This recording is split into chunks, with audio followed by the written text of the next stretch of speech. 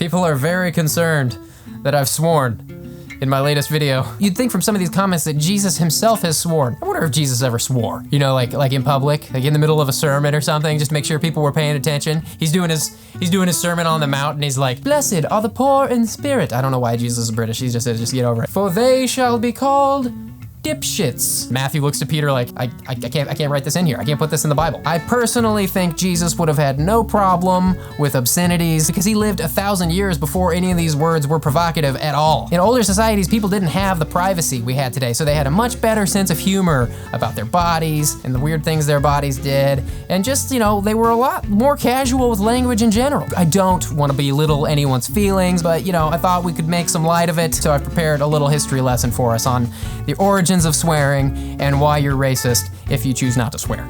Just go with me, don't shut me out just yet. Today we get cussing, cursing, and swearing mixed up with obscenities and profanity. The word cuss is derived from curse, which in old times would have meant to take the gods' names in vain. This was seen as controversial because in a court of law, people were asked to swear to the gods that their testimony was true. And so if you were the kind of person that in public would just use the names of the gods very flippantly, your word had a lot less weight in court. Now, profanity and obscenities, unlike swearing and cursing, are words that have more to do with your taboo body parts and your bodily functions. Pretty much all of these words got their names from common plants, animals, and even people. History books are littered with people of prominence named fucker, cunt, bastard, and even turd. Yes, a person named Turd. Lots of them. If you're pregnant and you're looking for a name for your child, Turd is an excellent candidate, is what I'm trying to tell you. But it was appropriate for children to use these words in public and in the classroom, and they did. The children spoke this way, and it was not considered taboo. In fact, it was considered in good humor. And even religious texts, including the Bible, contain clearly comedic uses of the words turd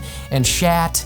And you know, these words were censored in the English translation to other words that are softer and more socially acceptable. Believe it or not, expletives were actually a normal and very acceptable part of language worldwide up until the Norman conquest in the 11th century CE. Following the conquest, England was thus a two-tiered society divided upon linguistic grounds. The peasants living there at that time spoke a West Germanic language, while the nobles spoke Old French. Now, it was this former language, the West Germanic language, where most of our favorite four-letter words come from, like words like fuck and shit, all, you know, all the fun ones.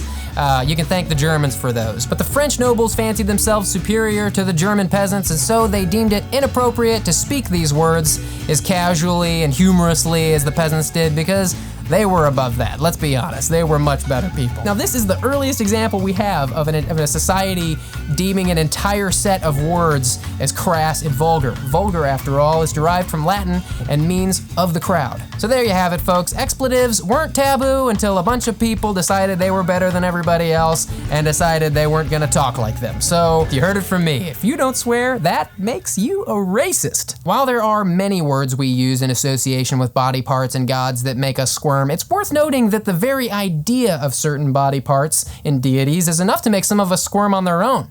A word, after all, is not the thing it represents itself. To quote Alan Watts, words in this case can be likened to a finger. The finger can point to the moon's location, however, the finger is not the moon. I feel like there's gotta be a brilliant hashtag in here, like some kind of like way to stop racism with using obscenities, like help fuck racism. Help fuck racism. Hashtag help fuck racism. On a serious note, please stop using the comments section to harass each other. Friendly debate is encouraged, but please don't rip each other a new one just because I said the F word in a video. It doesn't matter. You guys are spreading hate. Don't spread hate.